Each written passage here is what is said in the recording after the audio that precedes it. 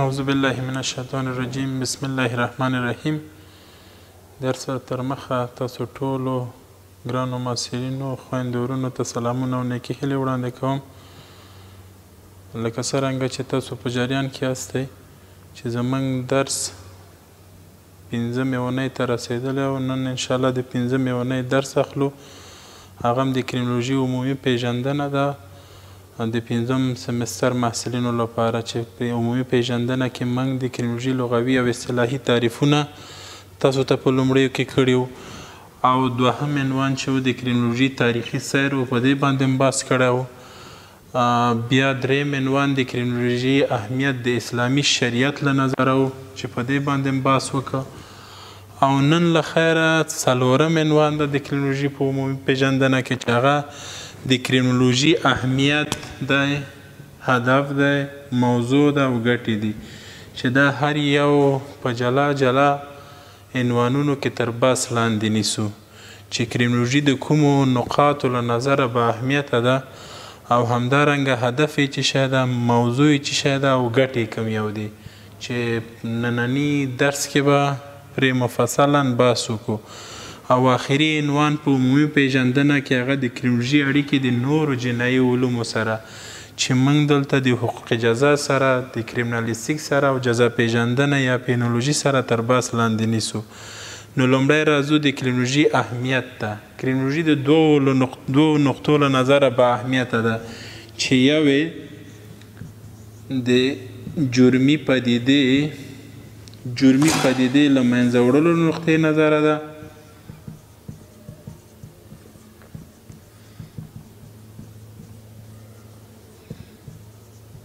او بل هم د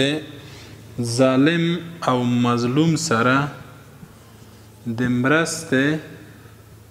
او نیکۍ له حیثه. ظالم ته په شرعي اصطلاح په حقوقي اصطلاح کې ظالم ته مجرم وایي او په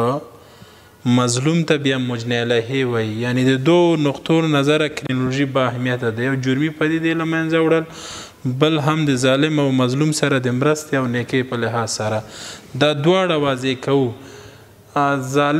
د جرمي پدیدې له منځه وړل تاسو ته بهتره معلومه ده چې جرمي پدیده پخوا هم موجود و، اوس هم موجود ده او په اغلب ګمان په راتلونکي کې به هم موجود وي. دا پدیده چې په هره سیمه کې رامنځته کیږي نو د سیمې خلکو اذهانو نظر او د هغوی ذهنیت ډیر جریحه داره کیږي او په نتیجه کې د هغې جامع نظم هم په اجتماعي لحاظ هم په ذهني او رواني لحاظ تر ډیره پورې صدمه لیدلی وي. نو داسې یو علم چې مخکې د دې نه چې دغه جرم رامنځته شي او دی مخنیوی کوي نه پرېږدي چې رامنځته شي، نو دا علم د ځانګړي اهمیت څخه برخورداره ده. یعنی زموږ په جنایي علومو کې چې کوم مضمونونه دي یا کم علوم چې دي هغه چې کله جرم رامنځته شي نو بیا مبارزه کوي، خو کریمینالوژي داسې یو علم دی او اهمیت یې په همدې کې ده چې مخکې د دې نه چې جرم واقع شي نو دی د مخنیوي لپاره هڅه کوي، نه پرېږدي چې هغه جرم واقع شي. نو په نتیجه کې ویلی شو چې د جرمي پدیدې له منځه وړلو له نقطې نظره کریمینالوژي با اهمیته یو مهم مضمون ده. دوهم د ظالم او مظلوم سره د مرستې او نیکۍ په لحاظ سره تاسو ښه پوهیږئ چې کله جرم واقع کیږي نو یو طرف به مجرم وي او بل طرف به مجنی علیه وي. یعنی ظالم او مظلوم په یو جرمي واقعه کې شتون حتمی ده. نو چې کله ظالم یو څوک واقع شو، مجرم واقع شو، نو د دې اصلاح لپاره هڅه کول پکار ده او که نه. همدارنګه مجنی علیه چې چا صدمه لیدلی او د یو علت له وجې دی د جرم مجنی علیه واقع شوی، نو دلته هم ضرور ده چې د دې لاسنیوی وشي. نو که موږ دغه ظالم یا مجرم په جامعه کې همداسې پرېږدو او هیڅ ورسره همکاري ونه کړو، د دې د اصلاح لپاره هڅې ونه کړو یا د اصلاح اړوند پیشنهادونه ونه کړو او یا د اصلاح په خاطر هڅې ونه کړو،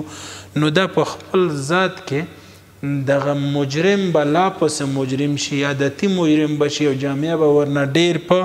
شر او عذاب کې اوسي. نو دا ظالم چې کله ونیول شو د اړونده ارګانونو لخوا نه دی په محکمه کې محاکمه شو د محکمې په جریان کې او همدارنګه د محکمې نه وروسته چې کله جزا پې تطبیقیږي نو کریمینالوژي د دې اړونده د اصلاح لپاره پیشنهادونه وړاندیزونه لري. نو د دې پیشنهادونو وړاندیزونو په اساس د مجرم په آینده کې چې بېرته جامعې ته وړاندې کیږي نو د یو اصلاح شوي شخص په توګه به وړاندې کیږي. همدارنګه مجنی علیه هغه څوک چې مجنی علیه واقع شوی صدمه یې لیدلی زیان یې لیدلی که د علت په همدې مجنی علیه کې و دی همیشه مظلوم واقع کېده نور نه واقع کېده همیشه دی مجنی علیه واقع کېده نو په دې وخت کې نو ضرور ده چې د دې ته هم هغه لارې کریمینالوژي ښیي چې تر څو دی بیا مجنی علیه واقع نشي. نو د دې دوو نقطو له نظره کریمینالوژي با اهمیته او یو مهم مضمون ده. بل د کریمینالوژي هدف ده. کریمینالوژي دوه اهداف لري. دوه اهداف لري چې یو یې د جرم علل او عامل له منځه وړل دي. اهدافو ته کری شو دوه اهداف لري. یو د جرم علل او عواملو له منځه وړل. دوهم د مجرم دوباره اصلاح او تربیه ده. یعنی دا معنی چې کریمینالوژي مضمون د همدې لپاره رامنځته شوی تر څو ټول هغه علتونه او سببونه چې د هغې په اساس جرم رامنځته کیږي دا ټول علتونه تر بحث لاندې نیسي څیړي او د له منځه وړلو لپاره لازمې لارې چارې ښیي. دا چا ته ښیي؟ د دولت اړونده ارګانونو ته. مثال ورکوو د بیکارۍ له وجې غلاګانې یا سرقتونه رامنځته کیږي. د سرقت د جرم یو علت ډېر علتونه لري. یو علت بیکاري ده. نو د بیکارۍ له وجې که سرقت جامعه کې رامنځته کیږي نو په دې وخت کې کریمینالوژي د علت او سبب ښیي وایي د څه شي له وجې د بیکارۍ له وجې دا رامنځته شوی دا علت له منځه ویسئ نو جرم نه واقع کیږي. نو کریمینالوژي یو هدف د جرم علل او عامل له منځه وړل دي. یعنې په جامعه کې چې څومره علتونه او سببونه د جرایمو دي دا درته تشخیصوي او له منځه وړلو لپاره هڅه کوي. دوهم د مجرم هغه څوک چې د یو علت له وجې د جرم مرتکب شوی ده د دې دوباره اصلاح هم د کریمینالوژي هدف دی. که دا همداسې پاتې شي او اصلاح نشي نو دا په خپل ذات کې به جرایم همداسې په زنځیره‌ایي شکل دوام پیدا کوي او جرایم به هیڅ انقطاع نه پیدا کوي. نو په خپل ذات کې ضرور ده چې دا مجرم هم اصلاح شي. کریمینالوژي د همدې اصلاح لپاره هڅې کوي. نو د اصلاح چې دا دوه اهداف لري چې یو د جرم علل او عامل له منځه وړل دي بل هم د مجرم اصلاح او تربیه ده دوباره. نو د دې لپاره درې تکتیکونه په کار اچوي. څو درې تکتیکونه. اول تکتیک یې دا ده چې د جرم د مجرم شخصیت په نظر کې نیولو سره د جرمی انګیزې پیژندنه او بررسي ده. یعنی یو تکتیک دا ده چې تر څو دا دواړه اهداف لاسته راشي نو د مجرم شخصیت په نظر کې نیولو سره د جرمی انګیزې پیژندنه او بررسي ده. یعنی د دې لپاره چې دا دوه اهداف لاسته راشي او د دواړو اهدافو لپاره یو تکتیک او تخنیک په کار اچوي. وایي چې موږ باید د مجرم شخصیت وپیژنو جرمی انګیزه او پیژنو او بیا غیلت سبب معلوم کو. دا یو تخنیک ده او د دې په واسطه کولی شي دا دواړه اهداف لاسته راوړي. دوهم دا وایي چې جزایي قوانین باید نرم شي. دویم تکتیک دا ده چې کریمینالوژي د دواړو اهدافو د لاسته راوړلو لپاره په کار اچوي. هغه د جزایي قوانینو نرمیدل دي. وایي که چیرې شدید قوانین په مجرمینو باندې تطبیق شي نو دغه مجرمینو سره به د جرم دوه علتونه رامنځته شي. یو دا ده چې دی به د رواني ستونزو سره مخامخ شي بیا به د جرم مرتکب کیږي. دوهم دا ده که دی روغ پاتې شو نو کیدی شي چې د په راتلونکي کې دولت د ذی صلاح ارګان مامورینو مشرانو مسؤلینو سره عقده پیدا کړي او د هغې په اساس بیا د جرم مرتکب شي نو د جزایي قوانین وایي نرم شي تر څو دغه دوه علتونه له منځه لاړ شي او همدارنګه په نتیجه کې مجرم به احسانمن وځي چې د جرم په وړاندې زما لپاره دولت د اصلاح لاره ونیوله او زه د اصلاح په برخه کې را سره مرسته وکړه نو بناء د دې په اساس هم دواړه اهداف لاسته راځي دریم تکتیک د کریمینالوژي د اهدافو د لاسته راوړلو لپاره دا ده چې د جرایمو مخنیوی کوي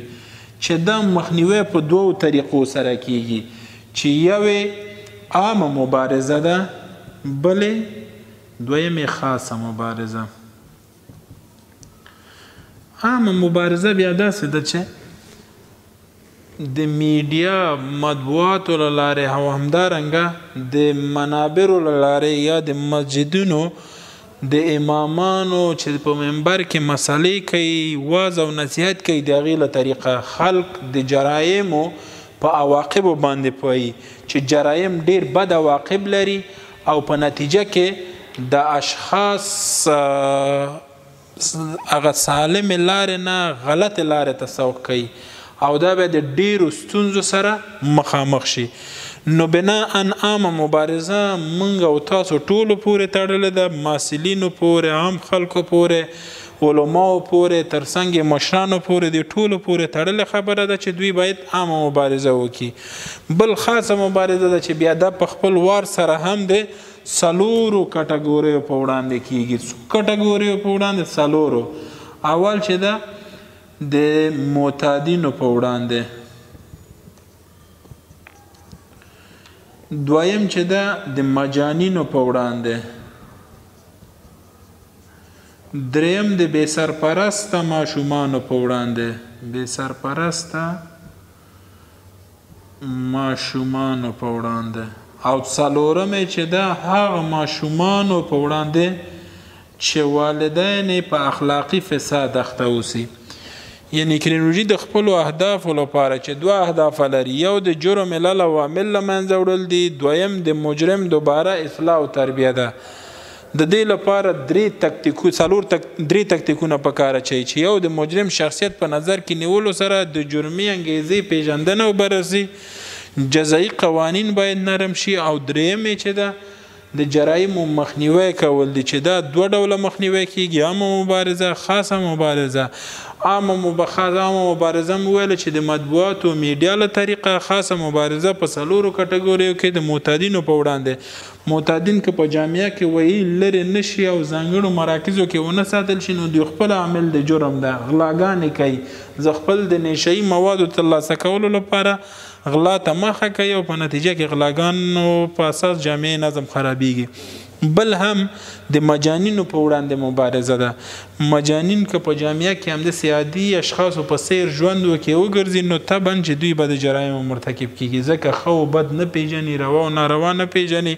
ګټه او تاوان نه پیژني خپل زیان پردی زیان نه پیژني او په نتیجه کې به جرایم واقع کیږي بل د بې سرپرستو ماشومانو په وړاندې مبارزه کریمینالوژي بله مبارزه هم دا ده چې هغه ماشومان چې بې سرپرسته په کوڅو بازارونو کې ګرځي د هغوی د راټولولو په ځانګړو مراکزو لپاره لارښوونه کوي تر څو اړونده ادارې په دې رابطه همکاري وکړي او څلورم هغه کټګورۍ چې د هغوی والدین په اخلاقي فساد اخته اوسي نو د دوی په وړاندې مبارزه کوي تر څو دوی اصلاح شي او په آینده کې بیا د خپل والدینو لاره انتخاب نه کوي او دوی په اخلاقي فساد باندې اخته نشي دا د کریمینالوژي اهداف چې په دوو برخو کې او درې تکتیکونو په ذریعه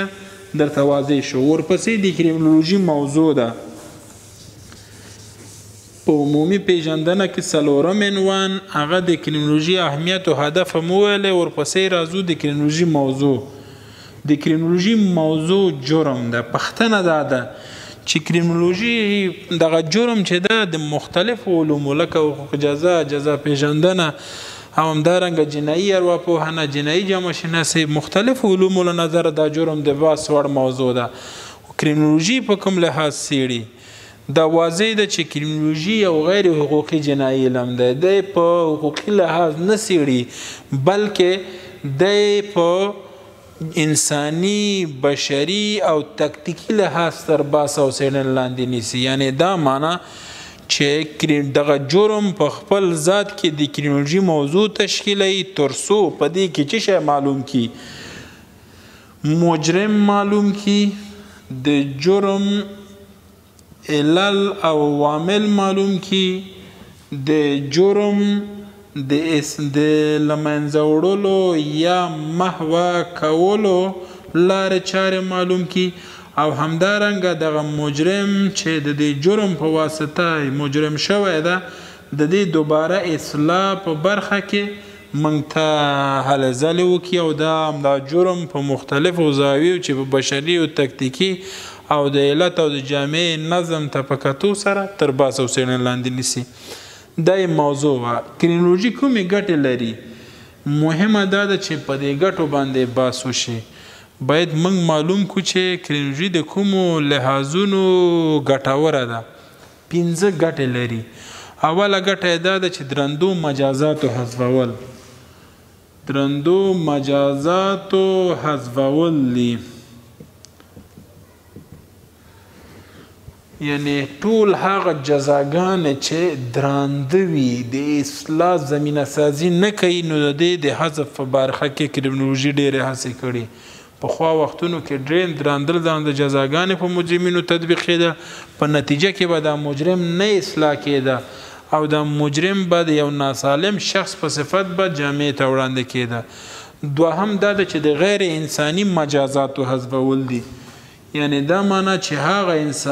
هغه مجازات چې غیر انساني وي، غیر انساني مجازات چې د انسان د شان او شوکت سره برابر نه دی، د دې مجازاتو د حذف لپاره هم دا ګټور ثابت شوی. لکه پخوا وختونو کې به انسانانو پوټکي ویستل کېدل، یا سترګو ته به نشتر وهل کېده او د چونې نه به ډک کېده، یا ژوندی به انسان سوځول کېده. نو دا ډول جزاګانې نن سبا ختمې شوي دي او دا یې له منځه وړلي ده د کریمینالوژي د پیشنهاداتو په نتیجه کې. بل هم د ځینو جزاګانو تغییر په امنیتي تدابیرو باندې. یعنی پخوا وختونو کې خالص جزاګانې وې، اوس په امنیتي تدابیرو باندې بدل شول، تبدیل شول. پخوا وختونو کې به چې مسؤل او غیر مسؤل مجرمینو باندې هم دا یو ډول جزاګانې تطبیق کېدې، خو خوشبختانه نن سبا کریمینالوژي له برکته د جزاګانې ترڅنګ امنیتي تدابیر هم رامنځته شوي دي. یعنی خالص جزاګانو ترڅنګ امنیتي تدابیر، مسؤل مجرمینو باندې جزاګانې او غیر مسؤل مجرمینو باندې امنیتي تدابیر قابل د تطبیق دي. څلورمه ګټه دا ده چې د جرایمو مخنیوی ده، جرمي اعمالو مخنیوی. جرمي اعمالو مخنیوی کول کریمینالوژي د همدې لپاره رامنځته شوی چې ټول هغه اعمال چې حقوق جزایي د جرم په صفت پیژني او په جزایي قوانینو کې د جرم په کټګورۍ کې تسجیل شوي اوسي، د دې د مخنیوي لپاره هڅه کوي چې دا د کریمینالوژي ګټه ده او تر ډیره حده پورې که دولتونه د دې فرضي او پیشنهادونه تطبیق کړي نو جرمي اعمالو مخنیوی کیږي. 5م ګټه همدا ده چې د ځینو جزاګانو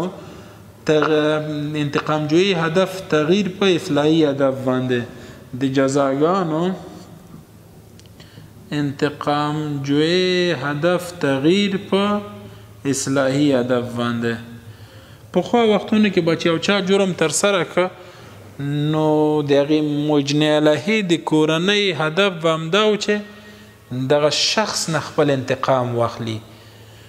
خو نن سبا جزاګانو لپاره هدف یو هدف یې دا د په 4 اهدافو کې چې دا جزاګانې باید اصلاحي جنبه ولري. نو په نتیجه کې ویلی شو چې د جزاګانو هدف پخوا انتقام جویي اوس اصلاحي طرف ته تللی، دا د کریمینالوژي ګټه ده. آخري عنوان چې په دې درس کې زموږ دا هغه د کریمینالوژي اړیکې دي د نورو جنایي علومو سره. موږ د 3 علومو سره د دې اړیکې څېړو. اول چې دا د حقوق جزا سره ده، دویم ورپسې چې دا د کریمینالیستیک سره ده، دریم ورپسې د جزا پیژندنې سره. یعنی دغه کریمینالوژي مضمون چې ده د دریو نورو علومو چې جنایي دي هغه هم ورسره نږدې اړیکې لري چې یو د هغې څخه حقوق جزا د حقوق جزا تعریف تاسو ته معلومات شته په درېیم او څلورم سمسترونو کې هم پرې بحث کړی او تاسو ته تدریس شوی چې حقوق جزا هغه علم دی چې د مجرم جرم جزا او مجرم څخه بحث کوي نو بناءً د کرمینولوژي هم د جرم څخه بحث کوي د بحث موضوع جرم ده نو ویلی شو چې دا دواړه یو بل سره اړیکې لري یو تعداد علما وایي چې دا حقوق جزا د کرمینولوژي باید د حقوق جزا د یو مبحث په توګه مطالعه شوی وای خو بله ډله علما وایي چې نه حقوق جزا د باید د کرمینولوژي د یو مبحث په توګه مطالعه شوی وای نو بناءً د همدې په خاطر چې دوی یو بل سره اړیکې لري د اړیکې د همکارۍ باندې بدل شوي دي چې موږ یې دلته پرې بحث کوو د اول حقوق جزا همکاري د کرمینولوژي سره څیړو بیا د کرمینولوژي همکاري د حقوق جزا سره څیړو لومړی راځو د حقوق جزا همکاري د کرمینولوژي سره حقوق جزا د کرمینولوژي سره په څو نقاطو کې همکاري کوي هغه د جرم مجرم او جزا په تعریف کې برعکس کرمینولوژي په 5 نقاطو کې بیا د حقوق جزا سره همکاري کوي چې یو د هغې څخه دا ده چې د تقنینی ساحه کې کله چې جزایي قوانین وضع کیږي نو ډېر اعمال چې پاینده کې جامع نظم خرابوي حقوق جزا ته وایي چې ته په جزایي قوانینو کې دې ته ځای ورکړه تر څو پاینده کې د دې جرایمو مخنیوی وشي دویم په محاکماتي ساحه کې ده یعنی دا معنا چې په محاکماتي ساحه کې ورسره همکاري کوي چې کله یو مجرم هلته محاکمه کیږي نو محکمې قضاتو ته وایي چې د مجرم شخصیت او د دې په نظر کینولو سره دې ته جزا ورکړه ترڅنګ دریمه د جزاګانو د تطبیق په ساحه کې جزاګانې معمولا په محابسو کې تطبیقیږي که تاسو وګورئ په خپل وخت کې په جزاګانو لپاره صرف یو ځای چې هغه تفکیک په نظر کې نه نیول کېده زندان کې به ټولې مشترک واچول شو ښځینه به جلا او نارینه به جلا خو نور د خطرناکو مجرمینو عادي مجرمینو ترمنځ هیڅ تفکیک نه و د کرمینولوژي د پیشنهاداتو په برکت چې دا یو نوه همکاري وه د حقوق جزا سره هغوی دا کټګورۍ کړل خطرناک مجرمین په ځانګړي ځای کې واچول عادي مجرمین په بل ځای کې واچول ماشومان په بل ځای کې واچول نو دا ځایونه تغییر کړل په نتیجه کې مابس کې به مجرمین اصلاح کېدل همدارنګه د جزایي معاهداتو د تطبیق په ساحه کې یا د جزایي معاهداتو په ساحه کې جزایي معاهدات په خو وختونو کې یوازې جزاګانې وي نن سبا امنیتي تدابیر هم شته او ترڅنګ یې اخري د جزایي معاهداتو د تطبیق ارګانونه په خو وختونو کې تنها یو مابس و نن اصلاح مرکز دارالمجانین دارالمعتادین د وړکتونونه د بې سرپرسته ماشومانو ځایونو باندې بدل شوي ورپسې د کریمینالیستیک سره اړیکې دي کریمینالیستیک او حقوق جزا یو کریمینالوژي او بل سره اړیکې لري کریمینالیستیک ورسره همکاري کوي او په مقابل کې کریمینالوژي هم د کریمینالیستیک سره همکاري کوي کریمینالیستیک ورته حقیقي مجرمین پیژني معنا دا چې که کریمینالوژي خو خپله یو وقایوي علم ده نه معالجوي کله چې یو څوک مجرم واقع شو جرم ترسره شو یا یو چیرته جرمي واقعه رامنځته شو نو کریمینالوژي هلته پلټنه نه کوي دا کریمینالیستیک ده چې د اثباتي مدارکو په اساس واقعي او حقیقي مجرمین موږ ته مشخص کوي او د همدې په اساس بیا کریمینالوژي څېړنه کوي او په نتیجه کې د مجرم د اصلاح او د جرم علت معلوموي په مقابل کې کریمینالوژي هم د کریمینالیستیک سره همکاري کوي ټول هغه واقعات چې هلته اثباتي مدارک پیدا نشي یعنی داسې وسایل نه چې موږ مجرم پیدا کو نو دلته بیا د کریمینالوژي نه همکاري غواړي معنا دا شو چې کریمینالوژي ته وایي چې د مجرمینو چې دغسې یو جرم ترسره شوی د دې خصوصیات راته ووایي دا خصوصیات د کریمینالوژي په دویمه برخه کې ده د هغې نه په استفادې سره کولی شي چې حقیقي او مجرمي معلوم کړي آخري موضوع دا ده چې جزا پیژندنې سره د کریمینالوژي اړیکې جزا پیژندنه سره کریمینالوژي دا همکاري کوي چې د دې د مجرمینو د اصلاح لپاره فرضیه ورکوي وایي چې دغه مجرم ته دغسې جزا ورکړه دې مجرم ته دغسې جزا احمد ته دا جزا ورکړه او محمود ته دا جزا ورکړه نو جزا پیژندنه هم د هماغې فرضیې ته په کتو سره په دې باندې جزاګانې تطبیقوي او په نتیجه کې د مجرم د اصلاح طرف ته ځي بیا په مقابل کې جزا پیژندنه هم د کریمینالوژي سره همکاري کوي هغه همکاري دا ده چې کریمنالوژي ته وایي چې ټول هغه فرضیې چې تا ماته راکړې وې، لومړی فرضیه د مثبته وه، دویم د منفي وه، دریم د باید اصلاح شي. نو جزا پیژندنه په حقیقت کې د کریمنالوژي لپاره د یو لابراتوار حیثیت لري او د لابراتوار په نتیجه کې کریمنالوژي خپل د اعمالو یا فرضو په فیډبک باندې پوهیږي. نو دا و د کریمنالوژي په عمومي پیژندنه کې څلورم عنوان د کریمنالوژي اهمیت، هدف، موضوع او ګټې، او پنځم عنوان د کریمنالوژي اړیکې د نورو جنایي علومو سره. تر بل درس خدای په امان، تاسو په لوی او پاک خدای سپارم. د یو ډاډمن راتلونکي په لور.